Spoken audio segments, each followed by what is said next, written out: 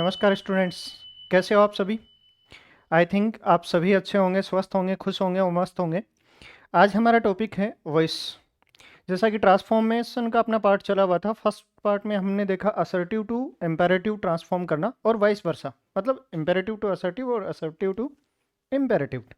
अब उसी में हम कंटिन्यू करते हैं वॉइस। तो फर्स्ट ऑफ ऑल हमें ये देखना पड़ेगा कि वॉइस होता ही क्या है। अगर इसके बारे में पता है तो डेफिनेटली अपने मोस्ट ऑफ कंसेप्ट तो यहीं क्लियर हो जाने हैं। पहली बात मैं आपको फिर से क्लियर कर दूं कि मेरे साथ पढ़ने का मतलब है कि आप रूल्स एंड रेगुलेशन को तो जनरली भूल ही जाइए, क्योंकि रूल्स एंड रेगुलेशन पहले नहीं बने थे, कंसेप्ट पहले बने हैं और कंसेप्ट पे अगर अपन स्टडी करते हैं तो ज़्यादा बेटर होगा और परमानेंट होगा। वॉइस, वॉइस देखिए क्या है। अपना एक टॉपिक है और उसका नेम है बेटा वर्ब। क्या है? वर्ब। वर्ब क्या है? एक्शन और स्टेट शोइंग वर्ब। वो ऐसे वर्ड जो एक्शन को या स्टेट को शो करते हैं वो कहलाते हैं वर्ब। बहुत जल्दी अपना इस पे भी एक वीडियो आने वाला है। किस पे? एक्शन और स्टेट शोइंग वर्ब्स जो होती हैं वो कौन कौन सी होती हैं और किस प्रकार से उनका मिस यूज़ नहीं करना चाहिए। जैसे कि अपना एक टॉपिक है errors, find out the errors, है ना। और वहाँ ये बहुत काम में आएगा। बिल्कुल शॉर्ट वीडियो होगा, action words versus state showing verb. तो वर्ब क्या है? एक्शन और स्टेट शो करने वाले जो वर्ड्स हैं उनको कहते हैं वर्ब। और वर्ब की होती हैं ग्रामेटिकल कैटेगरीज। क्या होती हैं बेटा जी? Grammatical categories. Grammatical categories. और ग्रामेटिकल कैटेगरीज होती हैं इसकी 4। How many grammatical categories? 4। There are 4 grammatical category of verb. First one is first tense, second aspect, third voice, and fourth one is mood. 4 grammatical categories of verb: first tense, aspect, voice and mood. अब देखिए tense के 2 अपने parts होते हैं। एक होता है present और सेकंड होता है बेटा पास्ट। सेकंड कौन सा होता है? पास्ट। वॉइस अपने 2 पार्ट्स होते हैं। एक होता है एक्टिव और सेकंड होता है बेटा पैसिव। क्या होता है बेटा? Passive. Active and passive voice. वैसे ही सॉरी। और एस्पेक्ट देखिए ये क्या है? अपने वॉइस है। ये अपने क्या है? वॉइस है। वॉइस 2 टाइप के वॉइस। और अब बात करते हैं अपन एस्पेक्ट की। किसकी बात करते हैं? एस्पेक्ट की। तो 2 टाइप्स के एस्पेक्ट होते हैं बेटा। कितने टाइप के? 2 टाइप के एस्पेक्ट होते हैं। एक एस्पेक्ट का नाम है कॉन्टिन्यूअस, कॉन्टिन्यूअस, और सेकंड एस्पेक्ट का नाम है परफेक्ट, परफेक्ट। फिर हमारे हैं मूड। तो मूड में फर्स्ट मूड होता है इंडिकेटिव, इंडिकेटिव। एक मूड होता है हम अपना इम्पेरेटिव, इम्पेरेटिव। और थर्ड मूड होता है अपना सबजंक्टिव मूड, सबजंक्टिव मूड। ठीक है। तो ग्रामेटिकल कैटेगरी कितनी होती है वर्ब की? 4 ग्रामेटिकल कैटेगरी होती है। फर्स्ट कौन सी है? टेंस है। फर्स्ट कौन सा अपना? टेंस है। और फर्स्ट ग्रामेटिकल कैटेगरी अपनी टेंस। सेकंड कौन सी है? वॉइस। थर्ड कौन सी है? एस्पेक्ट। फोर्थ कौन सी है? मूड। टेंस कितने होते हैं? 2 होते हैं, present and past. Voice 2, active and passive. Aspect 2, continuous and perfect. Mood 3, indicative, imperative and subjective. अब हमारा जो टॉपिक है जो आज हम पढ़ने जा रहे हैं वो है हमारा वॉइस। ये वाला topic.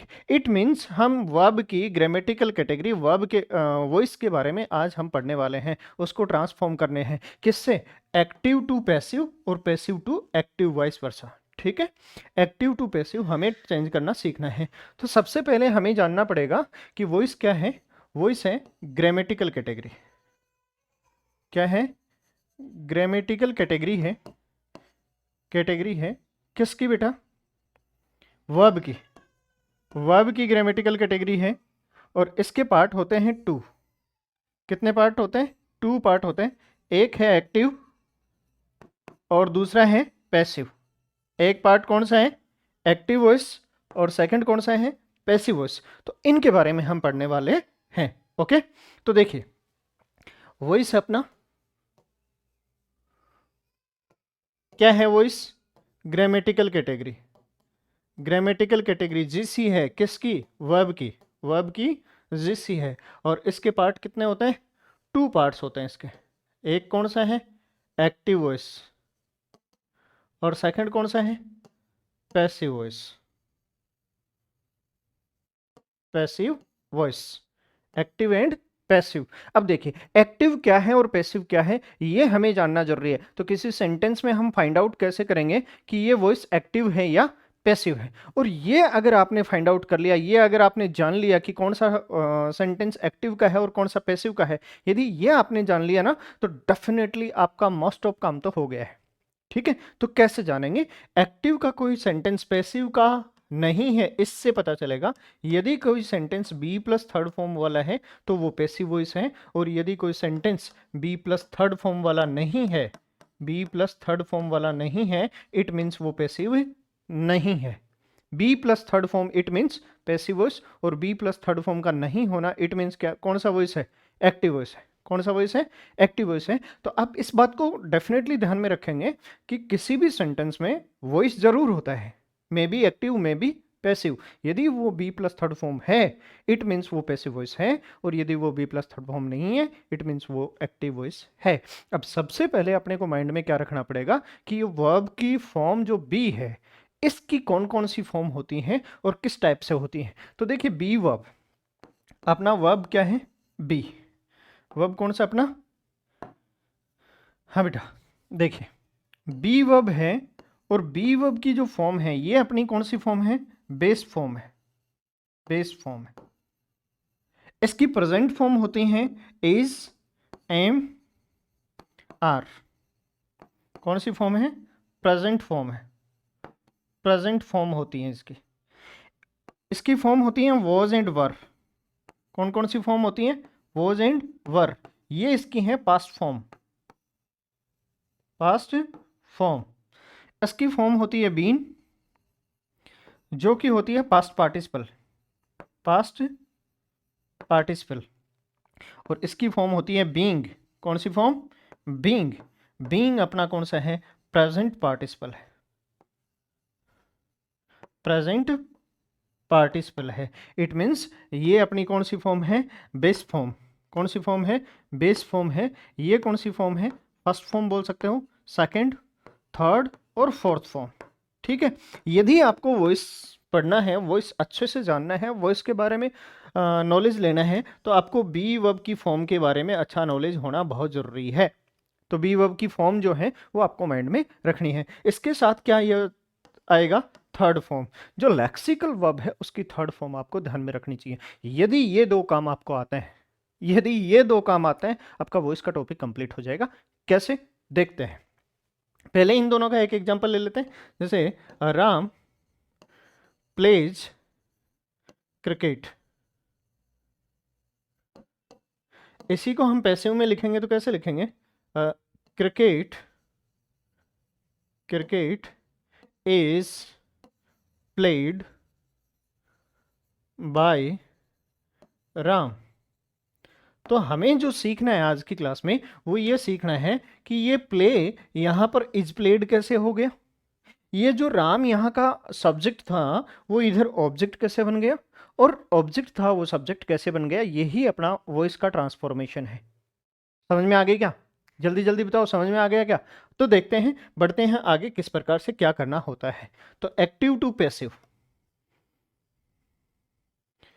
Active to passive, active to passive जाने के लिए हमें क्या करना पड़ेगा, सबसे फर्स्ट काम, फर्स्ट वर्क आपको करना पड़ेगा, सब्जेक्ट जो है, सब्जेक्ट जो है उसको इसका बनाना पड़ेगा ऑब्जेक्ट।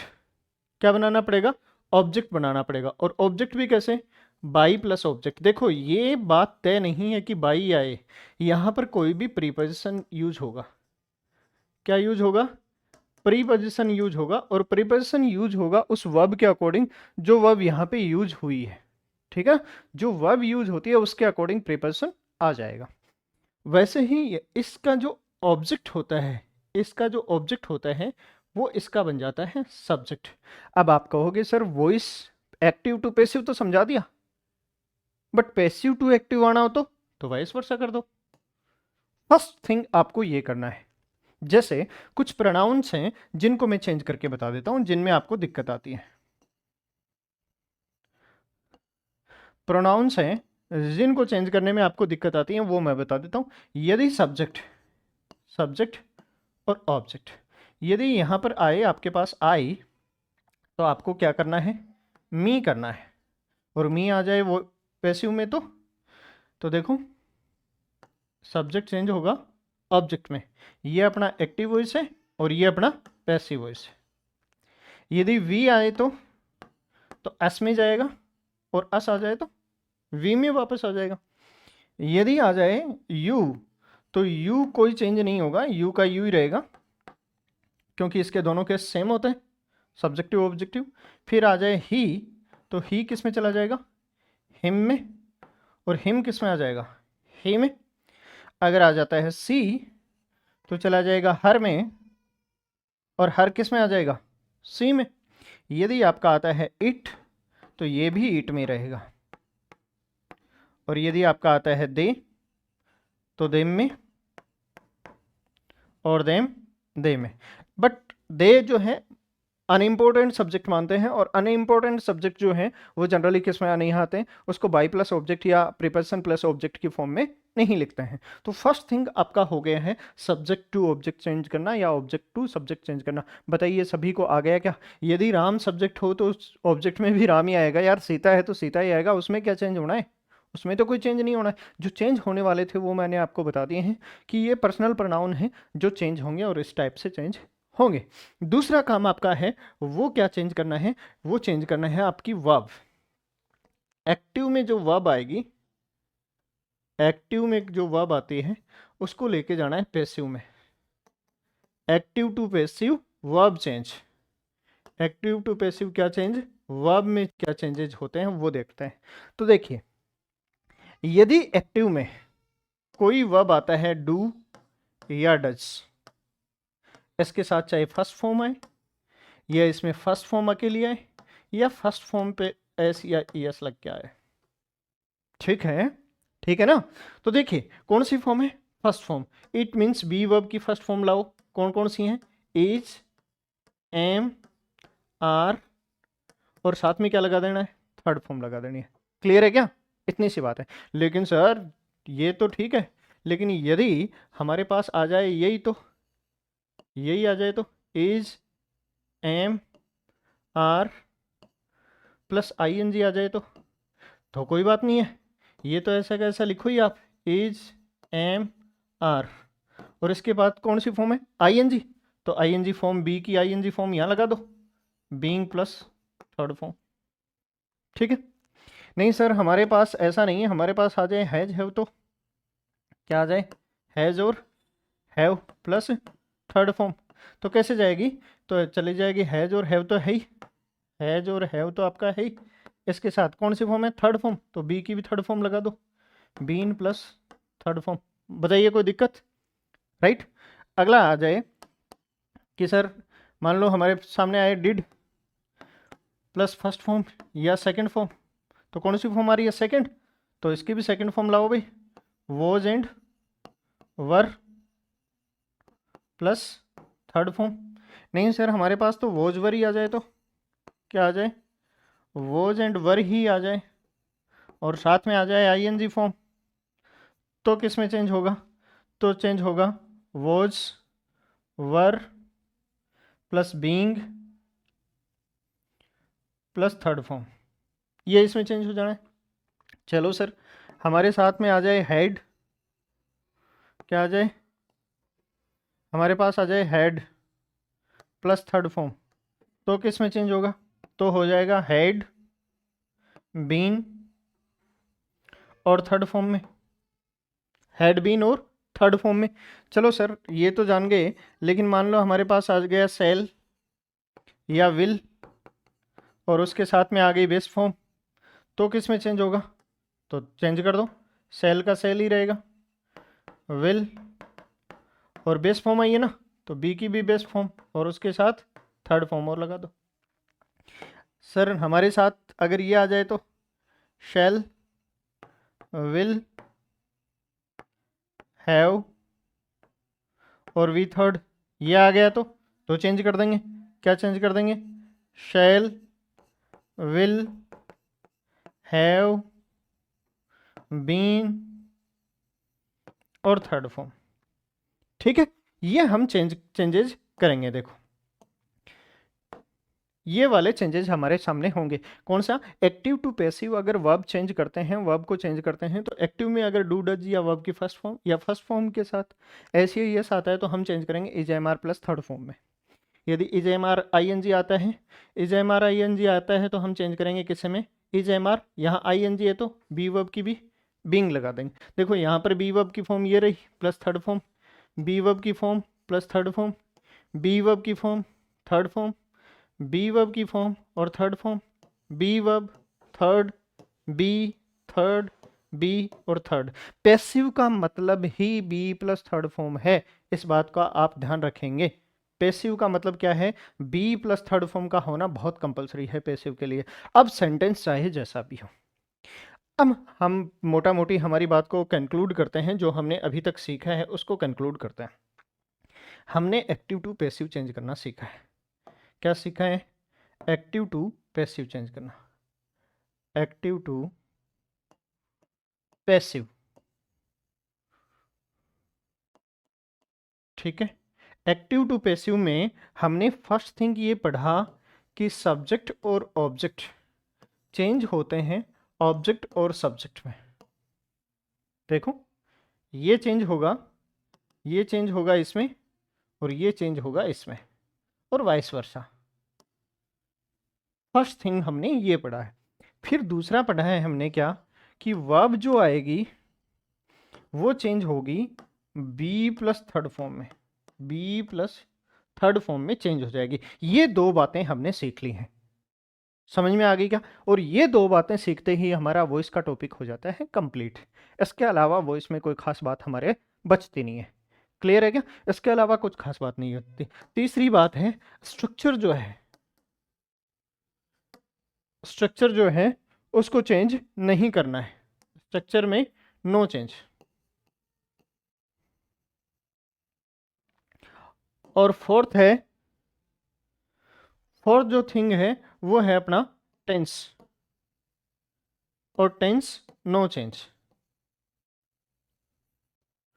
टेंस में भी चेंज नहीं करना है, इस बात का अपन क्या करेंगे? ध्यान रखेंगे, बिल्कुल माइंड में रखेंगे। ओके, अब देखिए हमारा एक रिच सी एक्सरसाइज आती है और उससे कुछ एग्जांपल्स हम देखते हैं और पता करते हैं कि क्या हमारा एक एग्जाम हमारी एक्सरसाइज आए उससे पहले मैं आपको एक कुछ और ऐड करके दिखा देता हूँ। हाँ देखिए करना कैसे है। मान लीजिए हमारा सेंटेंस ऐसे आ जाए कि राम इज प्लेइंग चेस। ठीक है, या हमारे पास सेंटेंस कुछ ऐसा आ जाए, इज राम प्लेइंग चेस। या हमारे पास सेंटेंस कुछ ऐसा आ जाए कि he gave me a pen. या सेंटेंस ऐसा आ जाए, ओपन द डोर। देखिए हर टाइप का सेंटेंस आ गया है, चार सेंटेंस दिए हैं, हर टाइप का सेंटेंस आ गया, आपके माइंड में क्लियर हो जाना चाहिए। और एक और सेंटेंस ले लेते हैं अपन, when did he finish, when did he finish his work, his work. ठीक है, तो ये कुछ सेंटेंसेज हैं जिनको अपन करते हैं। फर्स्ट देखिए, हमारी वर्ब क्या है, मैं आपको फिर बोल देता हूँ, वॉइस करते वक्त हमेशा वर्ब को फाइंड आउट करो, क्योंकि ये ग्रामेटिकल कैटेगरी किसकी है, वर्ब की है। सबसे पहले हम ऑब्जेक्ट को बनाएंगे सब्जेक्ट, चेस। चेस के अकॉर्डिंग एग्रीमेंट में ईजी है, कौन सी फॉर्म है, आईएनजी। बी की कौन सी फॉर्म लगा देंगे, आईएनजी। प्ले की थर्ड फॉर्म क्या होती है, प्लेड। और बाई राम, हाँ मेरे लाडलो, आगे क्या क्या हुआ, देखो इज का इज आ गया, आईएनजी इसमें थी इसलिए इसमें बीइंग लगा दी, और प्ले की फॉर्म क्या कर दी, थर्ड फॉर्म प्लेड कर दी। चेस को इधर लाए, राम को इधर लाए। कर दोगे क्या, पक्का कर दोगे क्या, करके दिखाओ, करके दिखाओ। इसमें देखो, इस वाले में ये वर्ब ये रही, लाओ चेस को राम की जगह पे, ये रहा चेस। अकॉर्डिंग टू चेस यहाँ पर इज ही ठीक बैठेगा, क्योंकि एग्रीमेंट में है इज, आईएनजी है, बीइंग क्या हो जाएगा, बीइंग। और प्ले की थर्ड फॉर्म प्लेड, और बाई राम। बताओ कोई दिक्कत है क्या, है क्या कोई दिक्कत, नहीं है ना। ओके, अब देखो ये रही अपना गेव, ये अपना ऑब्जेक्ट, और ये अपना ऑब्जेक्ट, और ये अपना सब्जेक्ट। इसके अकॉर्डिंग लाओ, आई को लाओ, आई। गेव सेकंड फॉर्म है, मतलब वोज करो। गेव की थर्ड फॉर्म क्या होती है, गिवन। आई वॉज गिवन, क्या बच गया, ए पेन। और बाई हिम, बाई हिम। बताओ कोई दिक्कत है क्या, नहीं है जी। चलो ए पेन से करो, a pen was given to me by Ram. हाँ राम नहीं है भाई, ही है, तो बाई हिम। अब ध्यान देने वाली बात क्या है, उस बात को देख लो ढंग से। देखो यहां गिव गेव जो है वो चेंज हो रहे हैं वॉज गिवन में, ठीक है, ये बात तो ठीक है। फिर हमारा सब्जेक्ट जो है यहां पर मी से कौन आया, आई, और इसमें ए पेन से कौन आया, ए पेन आ गया। लेकिन जो ऑब्जेक्ट इधर बसता है, तो हमारा जो इन एनिमेट थिंग होती है उसके साथ टू नहीं लगता है, और एनिमेट जो होता है उसके साथ टू प्रीपोजिशन लगता है। इस बात को गांठ बांध लो, इसको ध्यान रखना है, जरूर माइंड में रखना है, ठीक है ना। ये एक चेंज है खास, इसको ध्यान में रखना है। कोई रूल नहीं है भाई, देखो रूल से पढ़ना है तो मेरे पास मत आइए, कोई मतलब नहीं है, ठीक है। स्टडी ऐसी करो, सेंटेंस लो, उसको जानो, और फिर एक्सरसाइज सॉल्व करो, अपने आप हो जाएगा। Open the door, open the door, देखो वर्ब क्या है, ओपन है ना। चलो अपन काम करेंगे, द डोर, द डोर, ठीक है। ओपन बेस फॉर्म है, बी ओपनड, और इसमें क्या लगा देंगे, लेट वर्ड लगाएंगे, let the door B opened, let the door be open. देखो कोई रूल नहीं है, किसी टाइप का कोई रूल नहीं है, डेफिनेटली हो जाएगा। अपना लास्ट सेंटेंस है when did, did, when did, और फिनिश। ये रही अपनी वर्ब। ले आओ भाई, ही की जगह क्या लाएंगे, हिज वर्क, हिज वर्क। और हिज वर्क के अकॉर्डिंग क्या आ जाएगा, वॉज। डब्ल्यू एच वर्ड क्या होता है, डोन होता है, ठीक है। When was his work, was हो गया फनेस्ट, क्या हो जाएगा, फनेस्ट। और बाई हिम। अब कुछ बच्चों के समझ में नहीं आया सर कैसे कर दिया। देखो बेटा, वर्ब को हमने राउंड अप कर लिया, वर्ब के बीच में बचा वो क्या था, सब्जेक्ट। सब्जेक्ट के प्लेस पे हम क्या लेके आए, ऑब्जेक्ट लेके आ गए, हिज वर्क को लेके आ गए। इसी के अकॉर्डिंग हेल्पिंग वर्ब पहले लगी हुई थी, तो सेकंड फॉर्म है तो वो सेकंड फॉर्म हमने लगा दिया, सेकंड फॉर्म हमने लगा दी। डब्ल्यू एच वर्ड का कोई रूल नहीं है, डब्ल्यू एच वर्ड तो डोन होता है। तो व्हेन डिड के अकॉर्डिंग वॉज, ही की जगह पे हिज वर्क, फिनिश का फिनिश्ड, और हिज वर्क की जगह पे बाई हिम। ये अपना वॉइस चेंज हो गया। अब हमारे कुछ एग्जाम्पल्स हैं जो हम करते हैं, या मेरा मानना ये है कि आज कुछ एग्जाम्पल्स आप करिए, अगली क्लास में हम कुछ एक्सरसाइज लेकर के आते हैं, ताकि बहुत अच्छे से आप उसको सॉल्व कर सको। Thank you, best of luck.